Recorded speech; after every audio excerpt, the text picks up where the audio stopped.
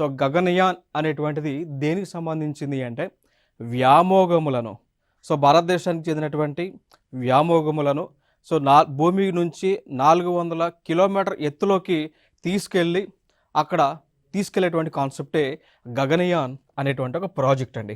అర్థమైందా? For example ఇది మన భూమి అనుకుంటే అర్త్ నుంచి 400 కిలోమీటర్ల ఎత్తులోకి తీసుకువెళ్ళి మళ్ళీ వారిని తీసుకెళ్ళినటువంటి 4 వ్యామోగములను తిరిగి 3 రోజులలో మళ్ళీ భూమిపైకి భారతదేశంలోకి తీసుకువచ్చేటువంటి ప్రాజెక్టే గగనయాన్ అనేటువంటి ఒక ప్రాజెక్ట్. గగనయాన్కి సంబంధించినటువంటి ఈ ఎల్విఎం3 అనేటువంటి ఈ యొక్క మాడ్యూల్స్ని టెస్ట్ చేస్తూ ఉన్నారు అండి. ఓకేనా? సో అట్లా ఇవి మనకి న్యూస్లో అయితే ఉండడం జరిగింది. So human rated launch vehicle mark 3 అనేటువంటివి. సో వీటిలో 4 వ్యామోగములను కూర్చోబెట్టి ఆకాశంలోకి 400 కిలోమీటర్ ఎత్తులోకి తీసుకెళ్ళి అక్కడ నుంచి 3 రోజులు అక్కడ ఉంచి అక్కడ నుంచి తిరిగి రిటర్న్ తీసుకొస్తారు.